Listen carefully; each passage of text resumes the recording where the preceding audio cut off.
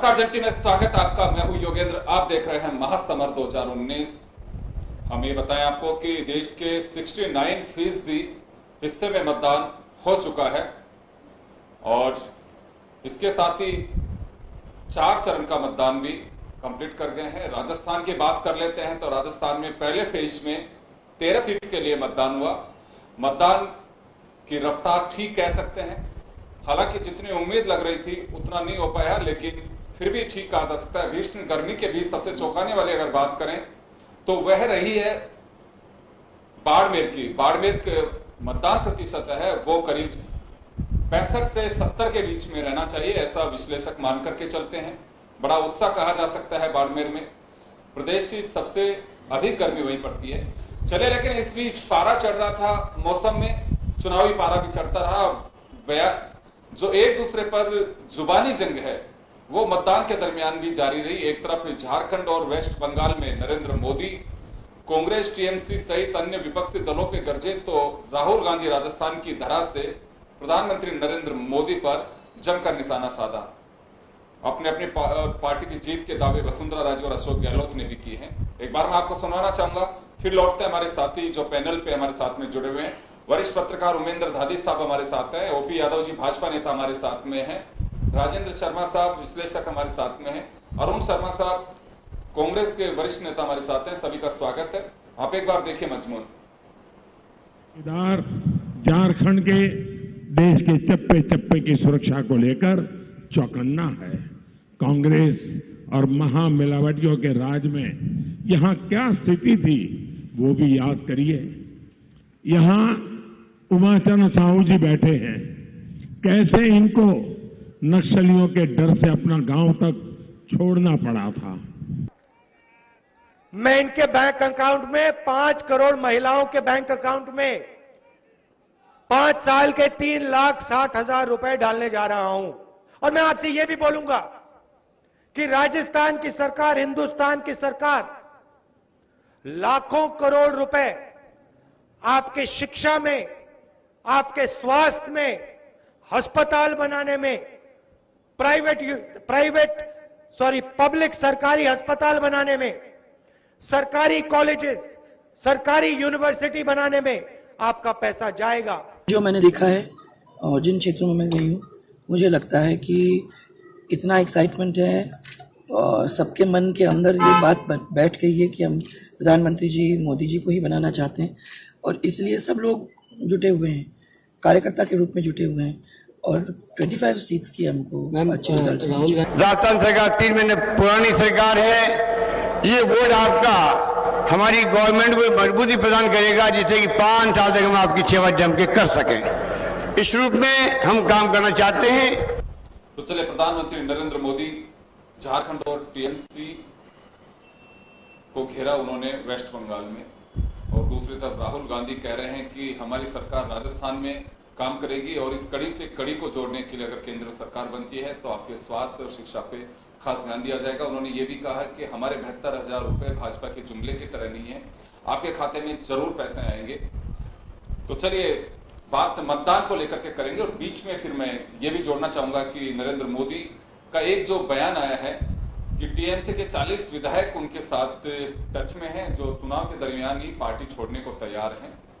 ये एक बड़ा बयान नरेंद्र मोदी ने हमला करते हुए दिया है। हालांकि टीएमसी के वरिष्ठ नेता उन्होंने कहा है कि डेरेक ओब्रायन ने कहा है कि ये एक्सपायरी बाबू होने जा रहे हैं प्राइम मिनिस्टर, उन्हें अजीब अजीब ख्याल आ रहे हैं।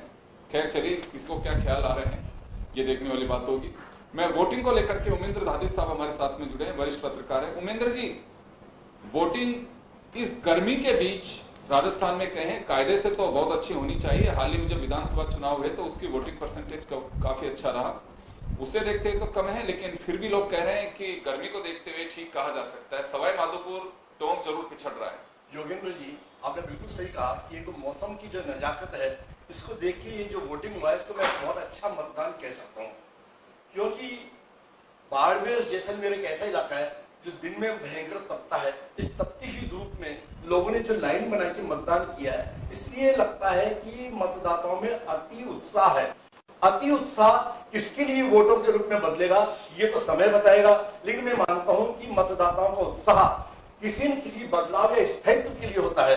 और मैं मानता हूं, जहां तक मेरा सोच है कि अधिक मतदान या अच्छा मतदान होना सत्ता पक्ष के लिए लाभदायक होता है।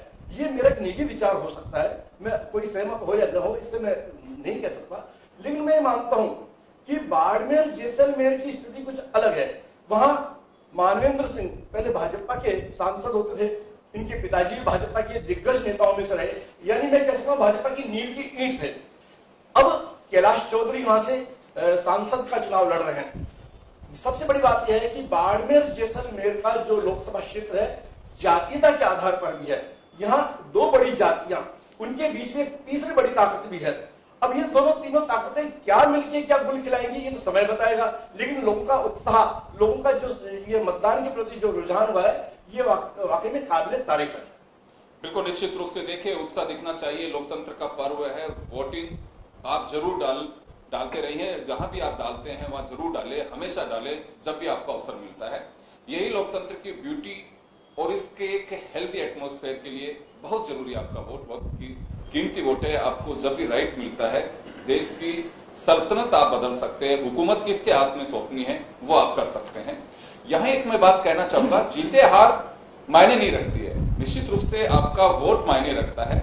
जीतेगा एक, इसमें कोई डाउट नहीं है, लेकिन ये मजबूती के लिए बहुत जरूरी है। अगर आप वोट नहीं डालेंगे तो एक निराशा का माहौल होता है, उत्साह नहीं रहता है। इस बात को लेकर के कमेंट्स रिकॉर्ड दे चुके हैं कि जब आपका वोटिंग परसेंटेज 40 तक नहीं पहुंच पाता है, 50 तक नहीं पहुंच पाता है, फिर कहते हैं कि हमारा सांसद काम नहीं करता है।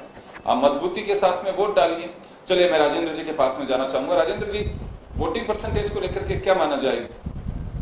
देखिए, मैं तो जो वोटिंग परसेंटेज, बल्कि आज ही के नहीं जो 4 जनवरी की वोटिंग परसेंटेज है उससे मैं तो एक सामान्य नागरिक के रूप में यदि देखूं तो संतुष्ट नहीं हूं। देखिए, आजादी के 70 साल बाद में भी हम यदि आंकड़ा 70% के आसपास ही रखते हैं वोटिंग का, उससे क्या मायने रहता है? 30% लोग वोटिंग नहीं कर रहे। नहीं, आप देखिए 100 में से यदि 30% लोग यदि वोटिंग नहीं कर रहे हैं और फिर हम लोग सरकार चुन रहे हैं, जहाँ 10-10, 15-15 कई जगह पे इससे ज्यादा लोग भी कैंडिडेट खड़े हुए हैं, तो वोटों का आप देखिए किस तरीके से कितने वोट मिल रहे हैं, कितने परसेंट पे आप 15-20%, 25%, 50% के ऊपर जीत के 50% से नीचे आपको जो विजय दिलाने वाले जो वोट मिल रहे हैं, तो आप किसका रिप्रेजेंट कर रहे हैं? तो बेसिकली इसके लिए मैं किसी राजनीतिक दल या राजनेता या सरकार को नहीं दोष दूंगा। इसके लिए जो वोटर है वो दोषी है अपने आप में। वोटर को निकल करके अब मतदान केंद्र तक जाना चाहिए। आप 50 बातें कर लेते हो, साहब ये सरकार निकम्मी है, ये काम नहीं करती, वो नहीं करती, ये नेता वैसा नहीं है। जब आप इतनी बात कहने के लिए जब तत्पर रहते हो तो क्यों नहीं आप वोट डालने के लिए जाते हो? आपको मतदान केंद्र तक आपको जाने का दायित्व है, आपको जाना चाहिए। तो मेरे को तो बड़ी निराशाजनक स्थिति लग रही है। भले ही हम कहें कि साहब क्या है, गर्मी तेज है, सब कुछ है। देखिए, लोकसभा चुनाव जनरली अप्रैल मई के अंदर होते रहे, ये कोई पहली बात नहीं है कि साहब इसी साल गर्मी मई के अंदर चुनाव होने जा रहे हैं। सारी परिस्थिति हमारे सामने। एक बाड़मेर जैसलमेर की 2 चीजों को मैं अलग से करके इसलिए देखना चाहूंगा कि वहां के करीब बहुत मतलब आप देखिए कि करीब 1 लाख इसके आसपास का जो वोटर है वो बाहर रहता है, और उसमें कितने लोग आते हैं उसकी वजह से वोटिंग परसेंटेज कम हो रहा है, तो वो एक अलग कारण हो सकता है। बाकी हम तो पूरे कंट्री का देख रहे हैं कि जहां पर भी देखिए फर्स्ट फेज से लेकर के और 4थे फेज तक एवरेज आ रहा है वो 70 के नीचे आ रहा है। तो 70 के नीचे यदि एवरेज परसेंटेज पूरे हिंदुस्तान के अंदर आ रहा है, जितनी जगह पे चुनाव हो गया, पहले 303 को हो चुका था, आज हो चुके हैं तो करीब 400 के आसपास पहुंच गया है। कॉन्स्टिट्यूंसी के लिए चुनाव जो हो चुका है वो 40, तो इतना 400 के आसपास के लिए जब पोलिंग हो चुकी है और उसके अंदर परसेंटेज 70 ही पहुंचता है, तो ये लोकतंत्र के लिए मैं तो कोई शुभ संकेत नहीं मान करके चलता हूँ।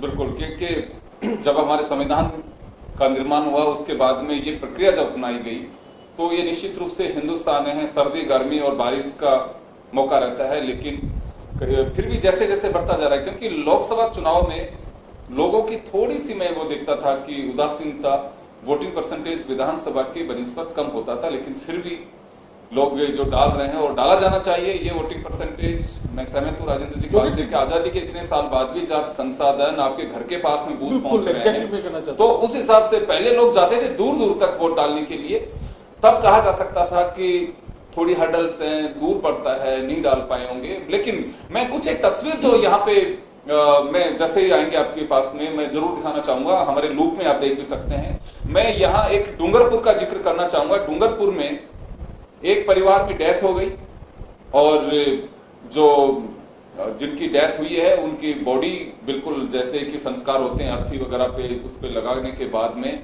किसी ने कहा होगा कि वोट तो डाल दीजिए, क्योंकि वो परिवार और फ्यूनरल में जाने वालों की संख्या करीब 34-35 लोग बताए जा रहे हैं जो मतदाता हैं। वो सभी लोग वोट डालने के लिए गए, वोट डाल करके आए और उसके बाद में फ्यूनरल करने के लिए पहुंचे हैं। तो मुझे लगता है कि ये एक खूबी भी इसे कहा जा सकता है कि लोग आस्था रखते हैं, क्योंकि जाने वाला जा चुका है, लेकिन लोकतंत्र की आहुति में अगर आप अपना हाथ बढ़ा रहे हैं तो मुझे लगता है कि एक बड़ी खुशी की बात भी है।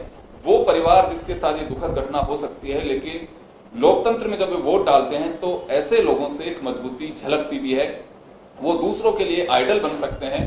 दो दुल्हन वो भी आप लूप में देख पाएंगे कि वो डोली के साथ ही वो पहले मतदान केंद्र पे पहुंचे, वोट डाला, उसके बाद में दूसरे काम के लिए गए हैं। चलिए, ओपी यादव जी हमारे साथ में इस वक्त जुड़े हैं, भाजपा नेता। ओपी जी, मैं पहला रिएक्शन चाहूंगा आपसे पहले फेज के मतदान के लिए राजस्थान में। देखिए योगेंद्र जी, ये बात हमारे दोनों ही वरिष्ठ पत्रकार महोदय की अच्छी है कि मतदान प्रतिशत अधिक से अधिक होना चाहिए। और पिछले कुछ चुनावों से हम देखते आ रहे हैं जिस प्रकार से 2004 में परसेंटेज थी, 2009 में थी, 2014 में थी, 2019 में थी, तो साल दर साल वो बढ़ता ही जा रहा है। क्या है कि लोगों के अंदर जागरूकता तो आ रही है निश्चित रूप से, कुछ चुनाव आयोग पहल करता है, कुछ पार्टियां अपनी तरफ से पहल करती हैं।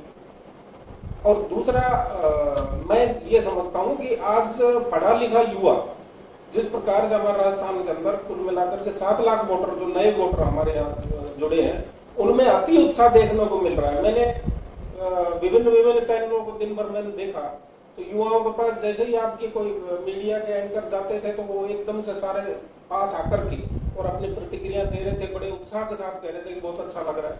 तो ये एक पर्व है और उत्साह है और लोग का एक दायित्व बनता है प्रत्येक नागरिक का भारत के कि हम अच्छी सरकार चुनने के लिए हमारे मताधिकार का प्रयोग करें।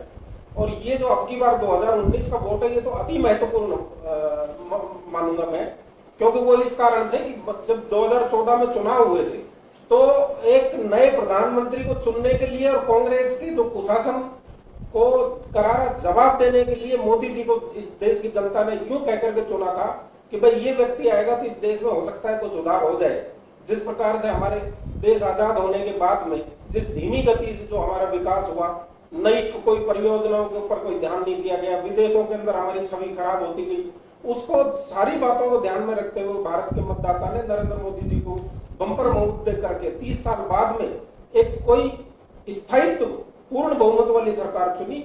और जो 2019 का जो वोट पड़ रहा है ये स्थायित्व के लिए वोट पड़ रहा है। ये निश्चित रूप से वो मतदाता अपने मन में घर से सोच करके निकलता है कि जो वर्तमान सरकार ने जो काम किए पिछले 5 वर्ष में निश्चित रूप से भारत का मान विदेशों के अंदर बढ़ाया है। हमारे पड़ोसी चलिए लौटूंगा दुश्मन देश है उनको जवाब देने में एक रिएक्शन में अरुण शर्मा साहब की लेना चाहूंगा। अरुण जी, मतदान पहले दौर का राजस्थान में हो चुका है, उसको लेकर के मैं एक रिएक्शन चाहूंगा आपका। जी हाँ, एक तो राजस्थान वीर भूमि है और यहाँ बहुत मेहनत कश लोग निवास करते हैं, तो उनके इस जज्बे को मैं सलाम करता हूँ। आज भी मैं शहर में घूम रहा था, करीब 45 डिग्री तापमान है और स्पेशली आप जिन एरियाओं को जिक्र कर रहे हैं वहां 2-3 डिग्री ज्यादा ही होगा यहाँ से, तो बड़ी भीषण गर्मी है। और ऐसे में उन्होंने बड़े स्तर पे भागीदारी निभाई है। जरूर थोड़े परसेंटेज और बेटर हो सकते थे, लेकिन मेरे ख्याल में मुझे लगता है इसमें बड़ा हाथ भीषण गर्मी का है कि लोग नहीं आ पाए। और लेकिन फिर भी मैं सलाम करता हूं उस जज्बे को। आपने कुछ पिक्चरें भी दिखाई और उदाहरण भी दिए कि लोग अब इसका महत्व समझने लगे हैं कि हर वोट का मायने है और हमको भागीदारी निभानी ही चाहिए देश को दिशा देने में, उसके निर्माण में। और मतदाता जागरूक हो रहा है धीरे धीरे। राजस्थान की जनता को हिसाब चुकाना है इस बार योगेंद्र जी। एक्चुअली 2014 में स्पेशली राजस्थान की जनता ने कमाल का विश्वास भारतीय जनता पार्टी पे किया और न केवल विधानसभा में आपने उसके रिजल्ट में परिलक्षित हुआ, वो लोकसभा में भी 25 की 25 सीटें भारतीय जनता पार्टी ने जीती, क्योंकि तब के प्रधानमंत्री उम्मीदवार श्री नरेंद्र मोदी जी ने देश के सामने जो प्रोजेक्शन रखे, बड़े सुनहरे प्रोजेक्शन, जैसे 2 करोड़ युवाओं को हर साल वो रोजगार देंगे, 100 स्मार्ट जगमगाते हुए शहर देंगे, किसान की आय दुगनी कर देंगे, आदि आदि पूरी फहरिस्त है। करीब 125 बहुत शानदार घोषणाएं हैं जो अब 5 साल के बाद अपने लक्ष्यों से कोसों दूर हैं, कई तो नेगेटिव में हैं। हम विषम आर्थिक परिस्थिति में हैं जो शायद अब चुनाव के बाद धीरे धीरे उजागर होगा। बहुत हालत खराब है हमारी, वो चाहे BSNL हो, चाहे जेट एयरवेज हो, चाहे IDBI बैंक्स हो, मतलब आप इस तरीके की और बहुत सारी खबरें सुनेंगे आने वाले 1 महीने में। तो और GDP भी पाताल में गई हुई है, हालांकि इनने उसको कैलकुलेट करने का तरीका भी बदला था, उसके बावजूद भी ये स्पष्ट है कि आर्थिक स्थिति ठीक नहीं है। रिजर्व बैंक ऑफ इंडिया से ये जो रिजर्व मनी एक होता है, जैसे अपनी गाड़ियों में एक रिजर्व पेट्रोल डीजल का इंतजाम होता है कि लास्ट में 40-50 किलोमीटर चलना हो इमरजेंसी में तो चल सकता है आदमी, उस पैसे को भी लेने के लिए सरकार पीछे पड़ी हुई थी RBI के, और इन्हीं का चुनाव हुआ, छांटा हुआ उर्जित पटेल जो मैनेजिंग डायरेक्टर थे RBI के, गवर्नर थे, और उनको जाना पड़ा। जब उन पर लगातार दबाव बना तो वो फेरिस्त है। अर्थशास्त्री तो इन 5 सालों में इतने गए हैं, योगेंद्र जी, अरविंद सुब्रमण्यम, रघुराम राजन, एक लंबी फेरिस्त है, वो इनके प्रस्ताव देख देख के घबरा के चले गए हैं। तो वो सब नतीजे भी अभी सामने आने वाले हैं। बाड़मेर और जैसलमेर का विशेष जिक्र किया। बाड़मेर के लोगों को तो बहुत ही लंबा हिसाब चुकाना है। आपको याद होगा पिछली अशोक गहलोत जी की सरकार में वहां रिफाइनरी का एक बड़ा प्रोजेक्ट बड़े जतन से लाया गया राजस्थान में, और बड़ा महत्वाकांक्षी प्रोजेक्ट था। अगर वो टाइम से पूरा कर लिया जाता तो उस इलाके में खुशहाली आ जाती, रोजगार मिलते लोगों को, और इवन राजस्थान के जो पूरी कायाकल्प है उसमें भी काफी फर्क पड़ता। लेकिन ये सबकी जानकारी में है कैसे 5 साल तक उसको अटकाया गया। पहले से ही उद्घाटित प्रोजेक्ट को दोबारा उद्घाटन किया मुख्यमंत्री ने, अशोक जी ने तब लिखा भी था पत्र कि ये पहले ही हो चुका है सर, आपको ये दोबारा बुला रहे हैं, प्रधानमंत्री जी को पत्र लिखा था। तो ये सब बाड़मेर ने बहुत पास से देखा है। एक वो दूसरा अध्याय अलग है बाड़मेर का कि वहां के जो स्थापित नेता थे भारतीय जनता पार्टी के, बहुत ऊंचे कद के नेता, उस नेता के साथ क्या व्यवहार हुआ, उसके बेटे के साथ क्या व्यवहार हुआ। तो बाड़मेर स्पेशल कॉन्स्टिट्यूंसी है, उसको अपना हिसाब है और वो इस बार चुका के मानेगी जनता। और राजस्थान भी तैयार है। एक इशारा उन्होंने विधानसभा में किया है कि झुकाव अब उनका किस तरफ जा रहा है, बदलाव शुरू हो चुका है। और मुझे पक्का यकीन है कि इस बार शांत जरूर है मतदाता। आपको पता करने में दिक्कत जरूर आ रही है कि किस तरफ रुख है हवा का, लेकिन लहर नाम की चीज जो 2014 में थी वो निश्चित तौर पे कहीं नहीं पाई जाए। चलिए उमेंद्र जी, एक बात मैं जानना चाहूंगा यहाँ पे। ये बात सही है कि 2014 में नरेंद्र मोदी की एक लहर, एक सुनामी विपक्ष के लिए कह सकते हैं, इसमें कोई डाउट नहीं है। बड़ा जबरदस्त तरीके से वो अपना एक कैंपेन किया, कैंपेन के बाद में उसका बेनिफिट भी उनको मिला। क्या लगता है आपको कि लहर जैसी कोई चीज है? 2 बातें सामने निकल करके आ रही हैं। एक तो ओपी यादव जी जो भाजपा नेता हैं, उनका कहना है कि ये जो वोटिंग परसेंटेज बढ़ रहा है ये स्थायी सरकार के लिए बढ़ रहा है, कि नरेंद्र मोदी का 5 साल का कार्यकाल देखा, एक चांस और उन्हें मिलना चाहिए ताकि स्थायी काम हो सके। दूसरी तरफ अरुण शर्मा जी का कहना है कि राजस्थान में उत्साह इस बात को लेकर के है कि हिसाब चूकता करना, और खासकर बाड़मेर, जैसलमेर, वहां पे 2 तरह की बातें हैं। एक तो जसवंत सिंह का जिस तरह से टिकट काटा गया था और उसके बाद वे अपने घर में ही स्वास्थ्य उनका बिगड़ गया, मानवेंद्र सिंह कांग्रेस में चले गए, रिफाइनरी का एक इश्यू आ रहा है सामने, तो हिसाब चुकता करने के लिए वहां लोग बड़े उत्साह के साथ में वोट डाल रहे हैं। तो किस नजरिए से देखते हैं कि एक तो पहले क्या लहर जैसी कोई चीज अभी भी दिखाई देती है कि जिसकी वजह से उत्साह दिखाई दे रहा हो, या फिर लहर नहीं है, ये कुछ मतदान प्रतिशत है और इशारा करते हैं? योगेंद्र जी, मैं आपकी बात से बहुत सहमत हूं। राजस्थान का मतदाता बहुत शांत स्वभाव का है, जो गुपचुप में कई दफा ऐसे निर्णय लेता है जो चौंकाने वाले होते हैं। अब मैं ये बात कह सकता हूं कि इस समय खुल के किसी पार्टी के पक्ष में लहर नहीं है, ना भाजपा के पक्ष में है, ना कांग्रेस के पक्ष में है। केवल एक मुद्दे की वजह से देश में माहौल बनाया गया।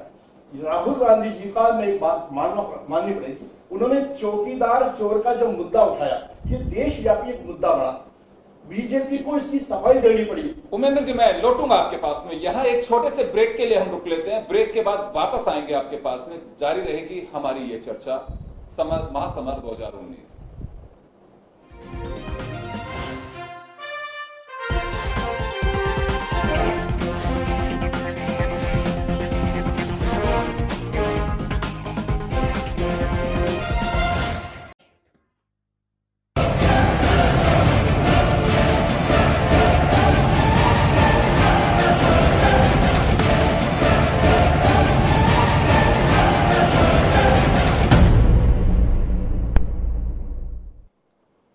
एक बार फिर आपका स्वागत है। आप देख रहे हैं महासमर 2019 और हम आप तक पहुंचाने की कोशिश कर रहे हैं कि कैसा मतदान रहा, क्या खास बात रही। मैं उमेंद्र दादीस आपके पास में था, वरिष्ठ पत्रकार हैं। उमेंद्र जी, मैं आपके पास में था ब्रेक से पहले और जानना चाह रहे थे, हम दो बातें सर निकल करके आ रही है। एक तो कहा जा रहा है ओपी यादव जी की तरफ से कि स्थायित्व को लेकर के जनता वोट दे रही है नरेंद्र मोदी के पक्ष में, लेकिन आप खारिज कर रहे हैं कि लहर जैसी कोई चीज नहीं है। दूसरी तरफ हिसाब बराबर करने के लिए जनता वोट दे रही है, खासकर बाड़मेर, जैसलमेर, पश्चिमी राजस्थान की बात करें, और यह उत्साह जो है, जितना भी लोग वोट दे पा रहे हैं, यह भी कुछ एक अलग इशारे कर रहा है। दोनों तरफ से अपने अपने दावे किए जा रहे हैं, कैसे देखते हैं इसे? योगेंद्र जी, हमें सबसे पहले इन दोनों के दावों के साथ साथ में मनमोहन सिंह जी के कार्यकाल भी जाना होगा। मनमोहन सिंह जी को एक कार्यकाल मिला, लगता था शायद ये रिपीट नहीं हो पाएंगे। शांत वातावरण में जीते और अच्छे मतों से जीते। उन्होंने कंटिन्यू 10 साल शासन किया। ये हमारे देश के शांत मतदाता का एक रूप दिखाता है। अटल बिहारी वाजपेयी जी की सरकार के समय में कारगिल की घटना घटी, लगता था कि एक बहुत बड़ा वेव खड़ा होगा, इसके माहौल से वापस वाजपेयी जी की सरकार रिपीट होगी, लेकिन स्थितियां उनके अनुकूल नहीं आई। देश का मतदाता बहुत सोच समझ के निर्णय लेता है। इस समय हालात ये हैं, जहां तक कांग्रेस के नेता लोग ये बात कहते हैं कि नोटबंदी की बात, नोटबंदी के बाद हमने एक बड़ा चुनाव देखा यूपी का। यूपी में भाजपा की सत्ता बनी, योगी जी सत्तासीन हुए। तो मैं मानता हूं कि नोटबंदी का मुद्दा तो उस समय समाप्त हो गया था, क्योंकि हमने एक निर्णय ले लिया, एक निर्णय देख लिया। अब बात आती है, कांग्रेस के पास 2-3 बड़े मुद्दे हैं जिसके माध्यम से सत्ता पक्ष को घेरने की कोशिश की। राफेल का मुद्दा, राफेल वाला मुद्दा की जब बात चलती है तो भाजपा के लोग बोफोर्स के मुद्दे की बात लेके आते हैं, तो बात सवाल मुद्दों में उलझ गई। अब बात यह है कि इनको ये मतदाताओं में किस प्रकार से उनमें बैठा पाए बात या नहीं बैठा पाए, ये मतदाता देखेगा। राजस्थान का मतदाता 3 बातों को लेकर चलता है। नौकरी, रोजगार, हमने रोजगार कितने लोगों को दिए, हमने पानी की व्यवस्था कितनी की। अब कल मोदी जी ने एक बयान दिया है कि नया मंत्रालय बनाएंगे वो गंगा जल का। ये उन्होंने किस वे में दिया? जल मंत्रालय का नया मंत्रालय बनाने की उन्होंने बात कही है। चुनावी परिप्रेक्ष्य में हम इसको किस हिसाब से लेंगे? मैं मानता हूं कि चुनावी परिप्रेक्ष्य में बात कहना, वो देश के प्रधानमंत्री ने उन्होंने किस लहजे में या क्या बात सोच के कही है, उनका एक विषय है। लेकिन मैं मानता हूं कि ये बात चुनाव के समय कहना, इन्होंने ये योजना बनानी थी, पहले भी कह सकते थे या अन्य जगह सभाओं में हो सकते थे। राजस्थान के मतदाताओं को लुभाने के लिए कि यहाँ की सबसे बड़ी समस्या पानी की, यहाँ की सबसे बड़ी समस्या बिजली की, यहाँ की सबसे बड़ी समस्या सड़क की, इन तीनों मुद्दों को हल करने के लिए उन्होंने एक ये बड़ा पैकेज दिया कि समुद्र का पानी, मीठा पानी राजस्थान के वासियों को मिलेगा। इस प्रकार की योजना तो हम 20 साल से सुनते आ रहे हैं, इंप्लीमेंट होने की बात आए। अब मैं यहाँ आपने दोनों बड़े नेताओं को बुलाया है, कांग्रेस के नेताओं को भी बुलाया है, बीजेपी के नेताओं को भी बुलाया है। इनके सामने सबसे बड़ा ये यक्ष प्रश्न ये होता है कि पानी की समस्या के लिए आपने चुनाव में कोई वादा नहीं किया, ना स्टेट लेवल पे आपने कोई घोषणा पत्र बढ़ाया, ना आपने चुनावी सभाओं में ये कहा कि हम पानी की समस्या कैसे हल करेंगे, इस प्रकार से करेंगे। मतदाता आपसे इस समय दोनों ही पार्टियों से निराश है, दोनों ही पार्टियों के प्रति एक आप देख रहे हैं कि आप उन्हें कुछ दीजिए, क्योंकि आपके पास मुद्दा दोनों ही पार्टी को देने के लिए कुछ नहीं है। केवल आप ये देख रहे हैं कि हम राहुल गांधी जी के नाम पे जीत जाए, आप देख रहे हैं मोदी जी के नाम पे जीत जाए, केवल आप बड़े फेस को मुद्दा बढ़ा के उनके नाम से चुनाव जीतना चाहते हैं। चलिए, आपने बिल्कुल सही कहा कि दो बड़े चेहरे चुनाव लड़ रहे हैं और वोट भी उसी तरह से मांगा जा रहा है। अब चुनाव का तरीका बदल गया है और एक बात हमेशा कही जाती है कि विनिंग फैक्टर काम आता है लोकतंत्र में, और विनिंग फैक्टर इस वक्त बीजेपी के पास में जो है वो नरेंद्र मोदी है और कांग्रेस को लगता है कि विनिंग फैक्टर के रूप में हमारे पास में राहुल गांधी है। चलिए, मैं राजेंद्र जी का रुख करना चाहूंगा। राजेंद्र जी, मैं आपसे जानना चाहूंगा, ये बात तो आपने कहा कि जब इतने संसाधन हो गए, बिल्कुल पास तक, घर के पास तक बूथ पहुंचाने की पूरी कोशिश कर चुके हैं एडमिनिस्ट्रेशन ने, इलेक्शन कमीशन ने, तो फिर तो वोटिंग परसेंटेज बढ़ना चाहिए। लेकिन खैर, ये वोटिंग परसेंटेज जो भी आ रहा है उसको लेकर के दोनों पार्टियों के अपने अपने दावे हैं।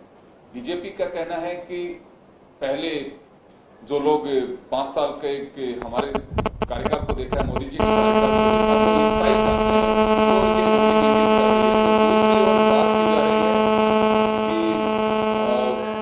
ये वोटिंग जो है ये बदलाव की एक प्रक्रिया के लिए बदलाव करके लोग और जो वोटिंग कर रहे हैं वो बदलाव के लिए कर रहे हैं। तो कहां तक इन दोनों दावों को लेकर के आप देखते हैं, किस नजरिए से देखते हैं?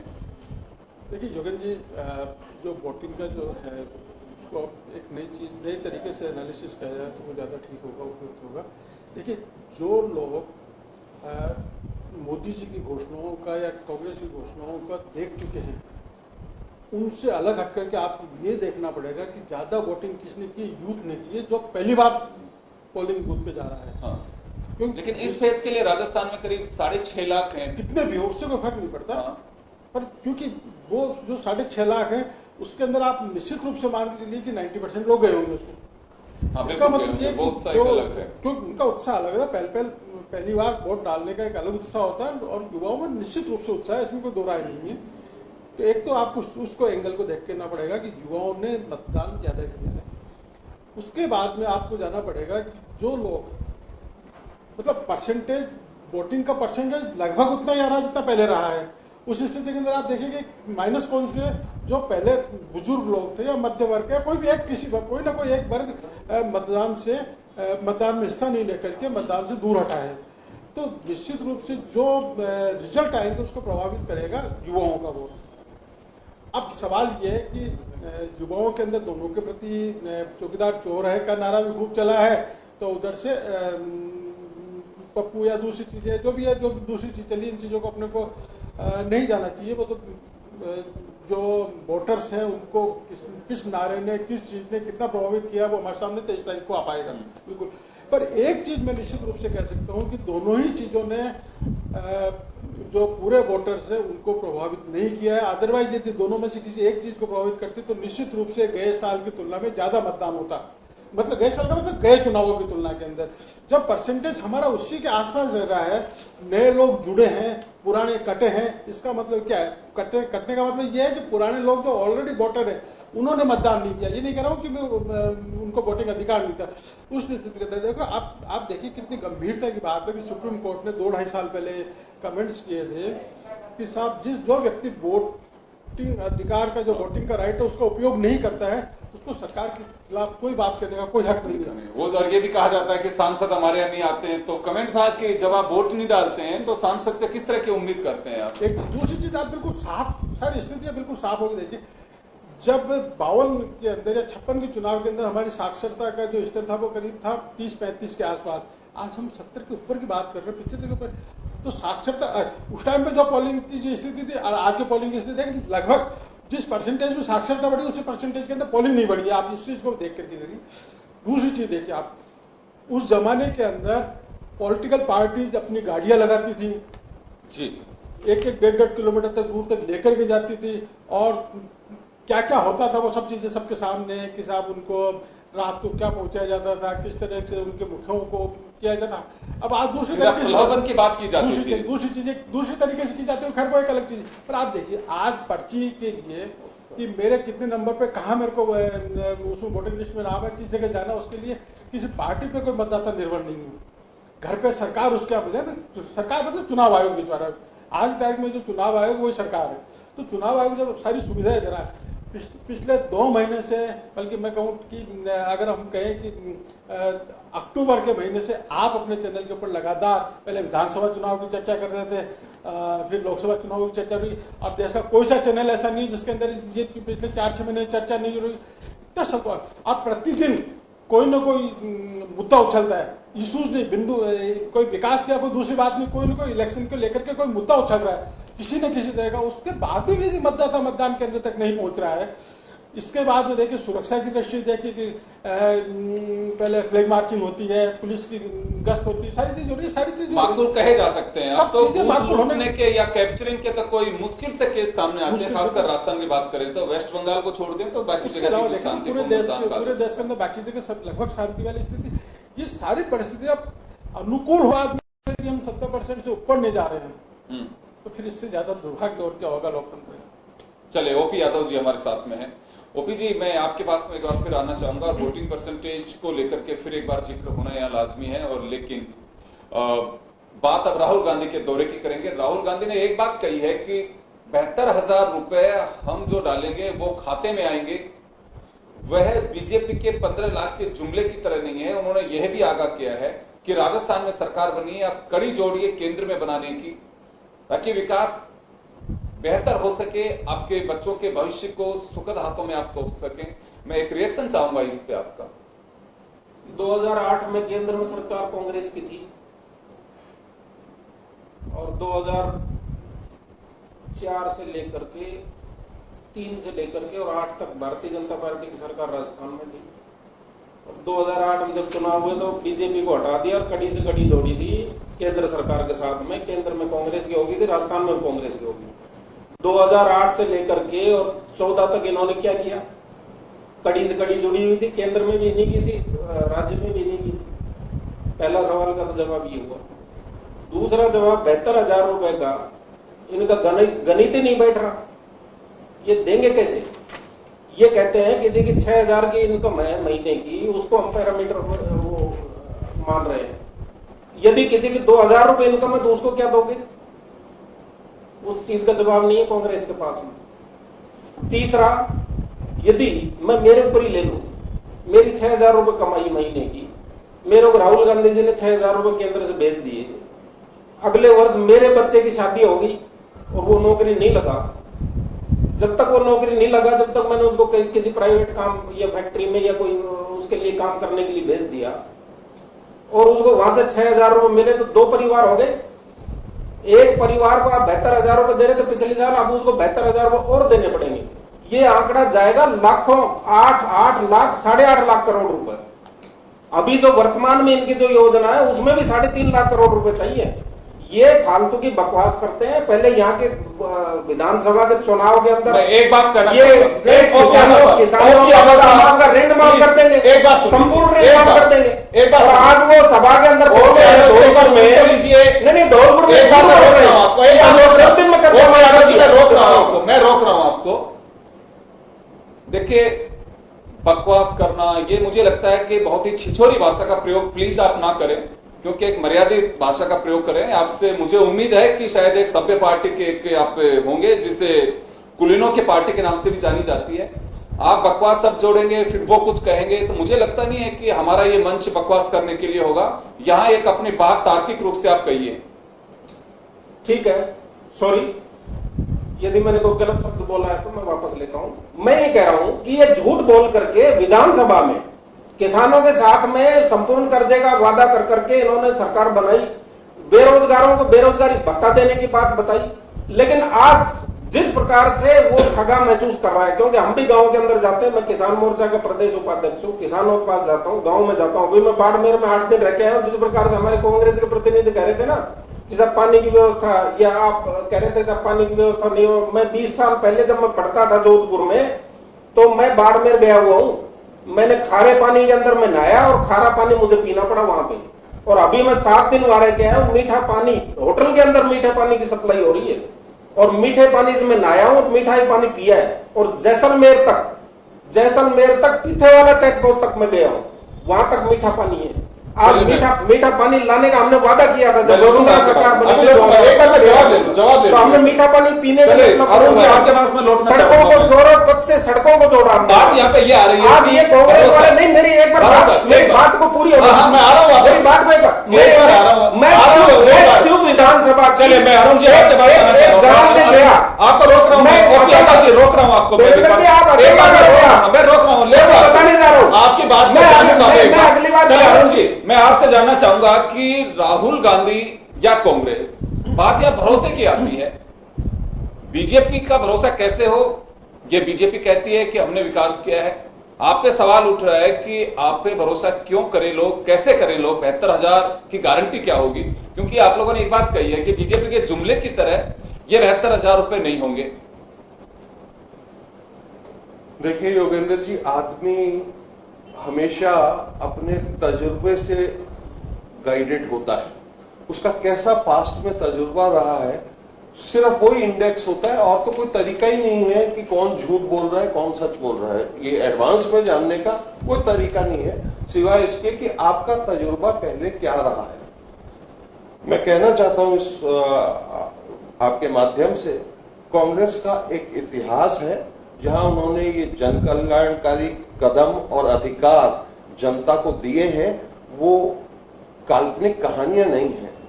राइट टू इंफॉर्मेशन एक हकीकत है जो आज देश में लागू है।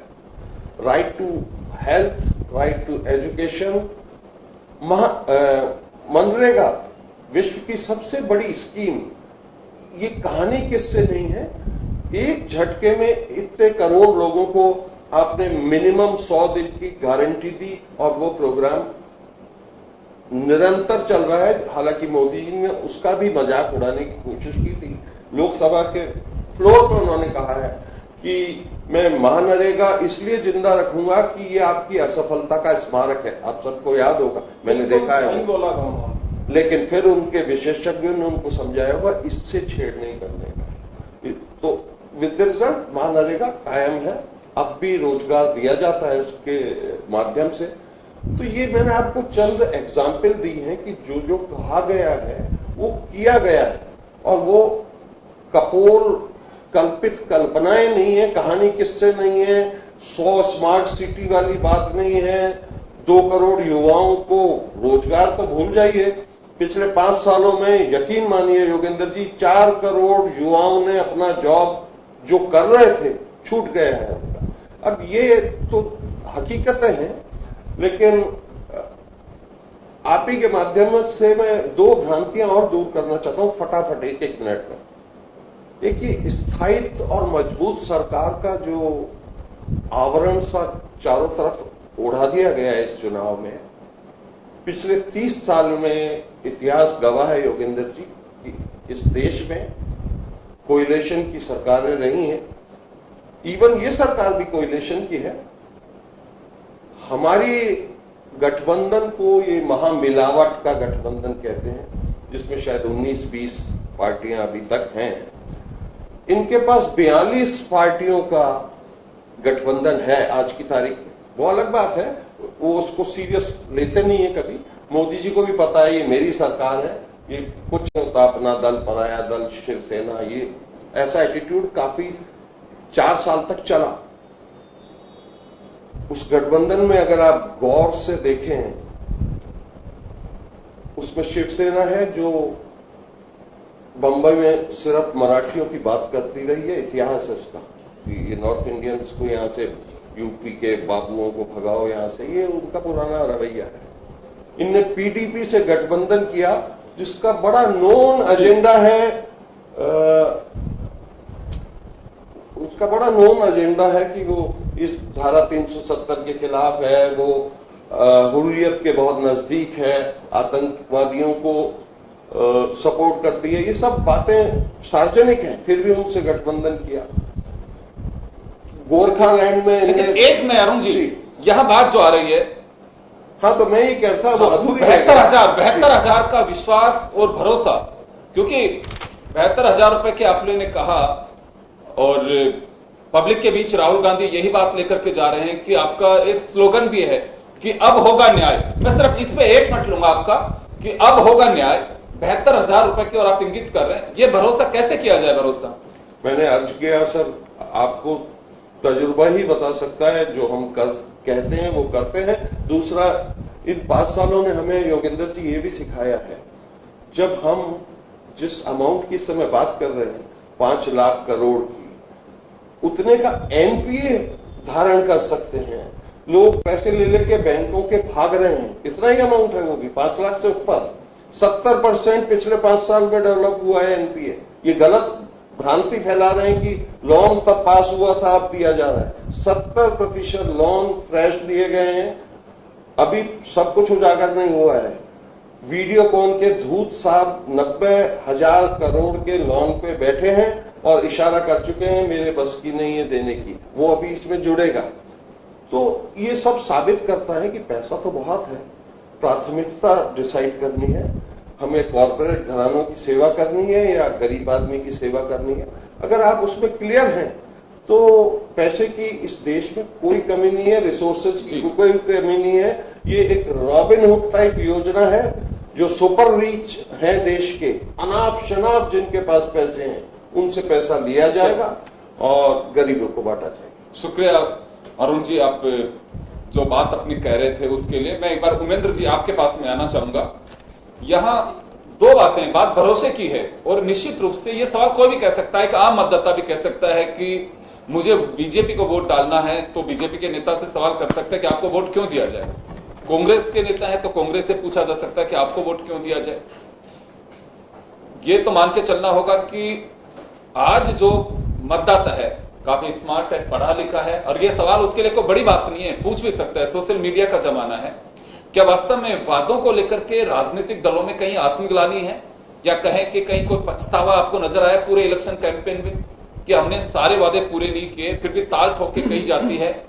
अगर फिर और कोई थोड़ी बात आती है तो उसमें यह कह दिया जाता है कि सामने वाले की कमजोरी जो है आप उसको हाईलाइट कर दीजिए। दोनों ही तरफ से ऐसा हुआ। योगेंद्र जी, सबसे बड़ी बात यह कि चुनावी घोषणा पत्र, भाजपा के लोग जिसे चुनावी संकल्प पत्र कहते हैं, इनको जब तक ये आवश्यक नहीं, ये नियम बनाना होगा कि इनकी इंप्लीमेंट हो, समयबद्ध योजना के तहत इनका जो इन्होंने वादे किए वो लागू हो। दोनों ही दलों में घोषणाएं हो जाती है, इनका संकल्प पत्र आ जाता है, उनका घोषणा पत्र आ जाता है। इंप्लीमेंट का की कोई व्यवस्था नहीं होती। सबसे पहले तो ये कहना होगा कि हम 6 महीने में या एक टाइम में इन जो हमने वादे किए हैं चुनाव के समय में, जिनके माध्यम से हम सत्ता में आए हैं, वो पूरे करेंगे।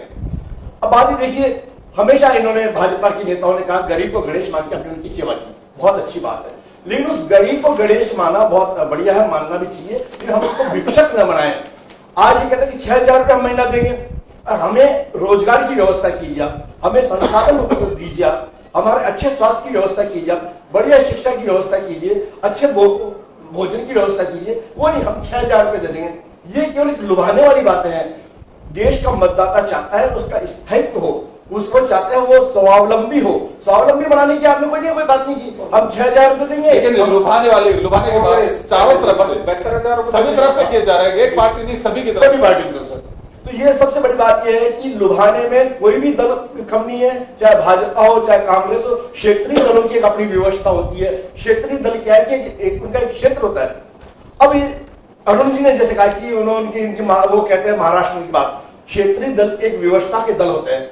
इस समय में बात कह सकता हूं कि देश के जो बड़े राष्ट्रीय दल है वो भी क्षेत्रीय दल हो गए।